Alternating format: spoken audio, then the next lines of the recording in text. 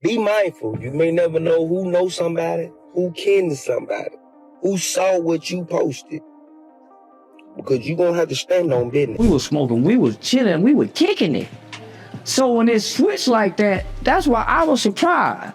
When you saw him get up and come out. Charleston White just exploded on Rick Ross for walking out on DC Young Fly. And trust me, this rabbit hole goes deeper than anyone expected. The rap mogul did something absolutely unthinkable. He literally vanished in the middle of DC Young Fly's interview on the 85 South show, leaving the comedians completely stunned. 1 minute, Ross is sitting there laughing with the crew. The next, he excuses himself to the bathroom and never returns. He's the restroom one time and I'm gonna take this jacket off. Bloody dang man, that door. Yeah, you can't. You can't take your foot off for that. All gag. Oh, I'm talking about for life. His team later admitted he actually bounced to catch a flight. But here's where it gets absolutely wild. DC Young Fly discovered Ross ditched them to appear on another mainstream platform right after ghosting 85 South. In DC's own words, Ross left them for a white podcast. That betrayal cut deep. The moment you lead our show, you went and did a podcast. You shut your ass there for almost 2 hours. And didn't leave. And the folk asked your ass, was you a correctional officer? Yeah. We would have never asked you no that nigga Right. got respect for you. Right. And you sat right there and you answered that question so eloquently, Right. quickly. Yeah, right. You dig what I'm saying? Yeah. Let's rewind to that infamous 2021 episode. DC Young Fly, Carlos Miller, and Chico Bean had 200 people waiting backstage. Everything perfectly arranged for what should have been an epic interview. The 85 South crew deliberately avoided any embarrassing questions out of pure respect. They gave Ross the safest, most comfortable platform imaginable. No drama, no gotcha moments, just good vibes. And how did the self-proclaimed boss repay that courtesy? By chasing clout on a bigger stage, abandoning a Black-owned show for mainstream attention. The disrespect was staggering. But you don't, and we respect when shit to do, bro. Just tell us as soon as you come in, hey, little homies, I got an hour. We gonna try to get you in, man, we gonna try to get you in about 45 minutes so you can make it to your next destination. Don't pull up and like you doing us a favor and then just leave without saying, so just say something so we can know what's going on, gang. We ain't tripping. We'll put it back up. Your team, we called your team, we called the person who, and when we called when you was on the way, guess what they said?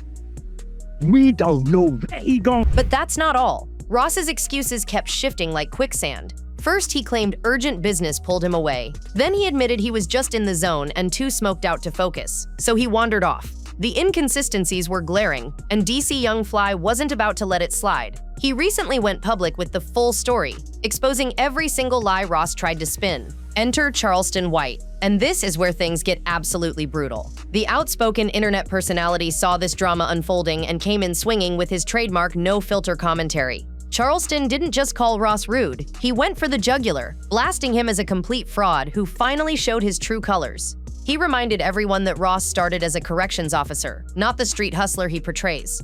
To Charleston, this walkout proved Ross was never authentic, just another sellout, sacrificing culture for mainstream validation. Rick Ross, feeling the heat, tried damage control from his poolside mansion. Lounging on Instagram stories, he had the audacity to claim he showed up to 85 South as a favor, for free, like he was doing. And next time I come for free, at least have me some lemon pepper wing stop at that.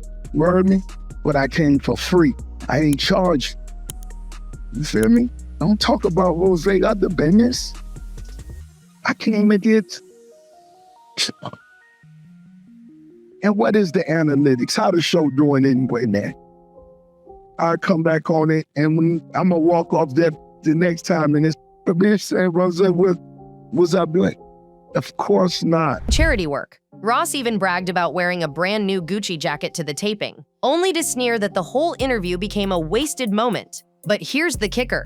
He couldn't resist throwing shade, joking that if 85 South ever wanted the boss back, they'd better have lemon pepper wings ready next time. DC Young Fly's response was absolutely devastating.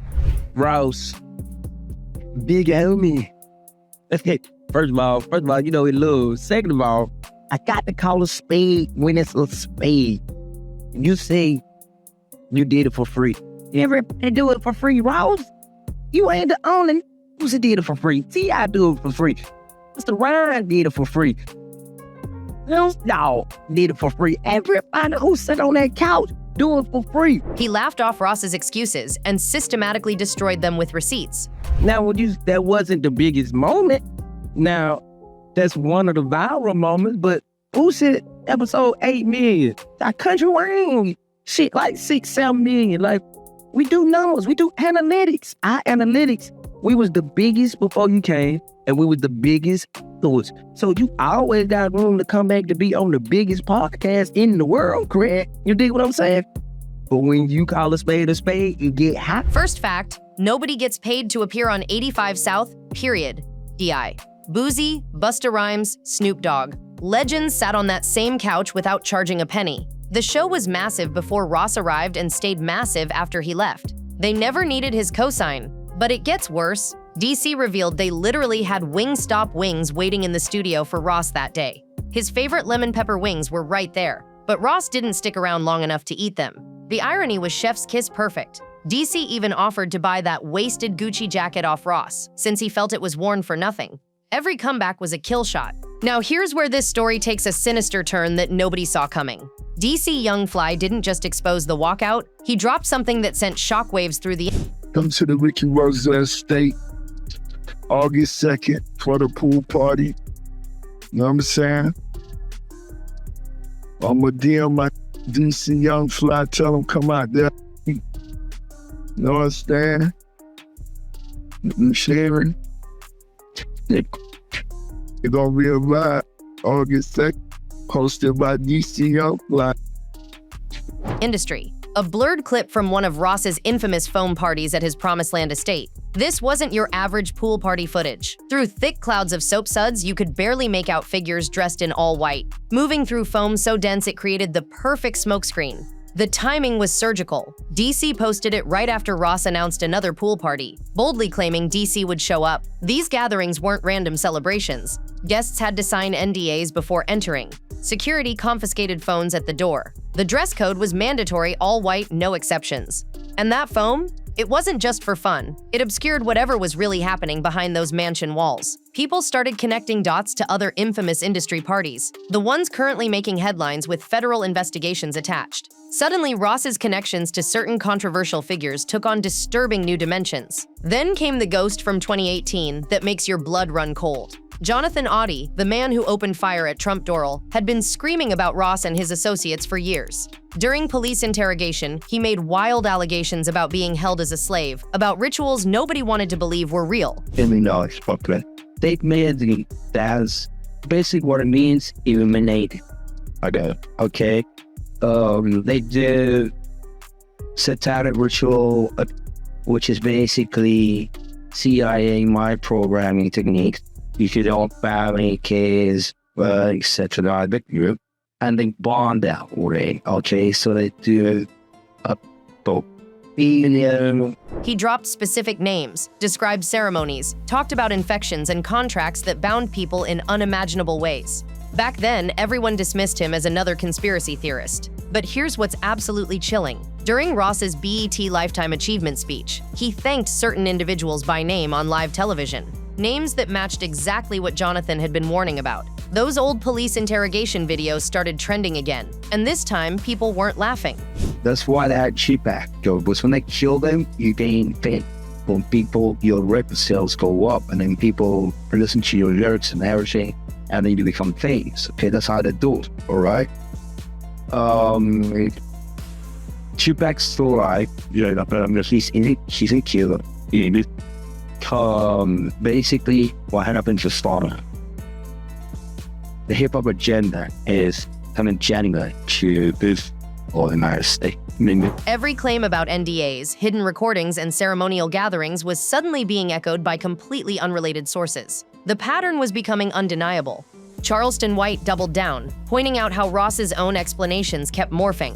One minute it's urgent business, the next he's too high to function. Charleston painted Ross as someone who can't even keep his lies straight, let alone maintain his boss image. According to Charleston, Ross played himself, thinking the walkout would cement his status, but instead, it exposed him as unprofessional and weak. DC took it even further during an emotional live session.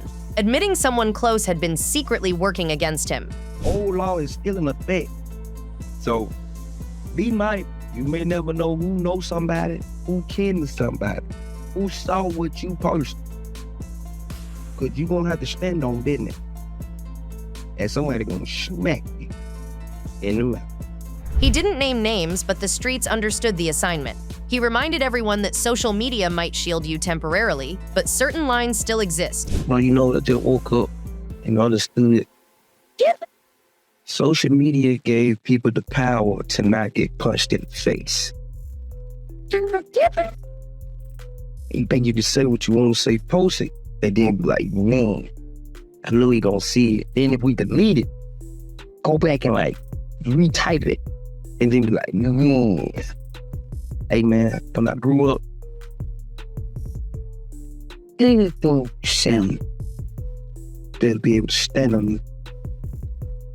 I grew up in an era where smacked in the mouth. Some violations still get you checked, screen or no screen. The old rules haven't disappeared. The legal response was immediate and telling. Cease and desist letters flew like confetti, all perfectly worded, all threatening action for defamatory content. But notice what they never addressed. Nobody denied the parties happened. Nobody disputed the NDAs. Nobody explained the foam, the dress codes, or why phones had to disappear. They just wanted everything deleted. The conversation terminated. Platforms started cracking down hard, demonetizing accounts, restricting content, flagging anything that even whispered about the situation. Old footage began resurfacing, with disturbing new context. Videos of Ross and associates covered in suds, washing cars while making cryptic jokes about tips being good. We wash your car for you. We wash your car. We wash your car with no shame in our hustle. Because when you goddamn getting into that wash, and you know that tip don't be good like if you see goddamn this culture. Y'all better start wearing this breeze, man. Going on there. And then I just got this. Yeah, no. And I just, hold on, let me see. You might have. I don't know. You need to spy. We just almost up the tire shot. Get that tire shot. What seemed like harmless daytime fun suddenly looked sinister when you knew about the all-white parties happening after dark. Fans started freeze-framing DC's blurred footage, spotting details that shouldn't exist. Metallic bracelets with rare emblems, figures who weren't on any guest list, movement patterns suggesting more than just partying. The most unsettling revelation came from DC's admission about being inside the machine himself. There's documented footage of him at certain enterprises, pitching shows, making deals. He's witnessed how the sausage gets made, knows where the metaphorical bodies are buried. When he posted that foam party clip, insiders knew it wasn't random. It was calculated, a warning shot signaling he had more ammunition. Word on the street suggests extended footage exists in someone's vault right now. Not just blurred seconds, but clear shots showing exactly who attended, what transpired, and why those NDAs were crucial. The pressure to keep it buried is immense, but every day it doesn't surface. Speculation grows wilder. Ross keeps posting like nothing's wrong, promoting new music and pool parties. But his comment sections tell a completely different story. DC Young Fly had the analytics to prove 85 South's success never depended on Ross. The show's popularity remained unchanged with or without him. They gave Ross respect, and he gave them disrespect. They offered him a platform, and he offered them humiliation. But in trying to flex his power, Ross only succeeded in exposing his weakness. Charleston White's final verdict was brutally simple yet devastating. Ross thought walking out would solidify his boss status, but instead he became the punchline of his own joke. Yeah, we know disinfecting this. What I'm saying, well, I already did that. His ego wrote checks his reputation couldn't cash. The man who built an empire on authenticity got exposed as fundamentally fake. What started as an awkward walkout has peeled back layers nobody was prepared to see. The foam parties weren't just parties. The NDAs weren't just paperwork. And that abrupt exit from 85 South? Maybe Ross knew exactly what questions were coming and decided to vanish before they could be asked.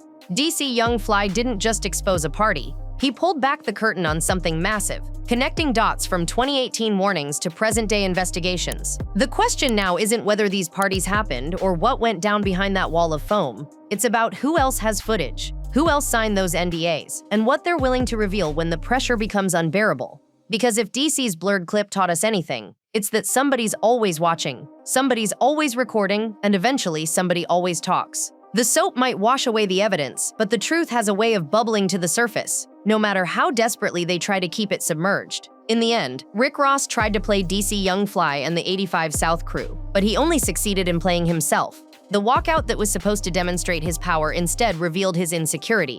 The man who calls himself the boss got exposed as someone who can't even handle a simple interview without running away. And those foam parties? Well, that's a conversation that's just getting started, and Ross might wish he'd stayed in that 85 South studio after all.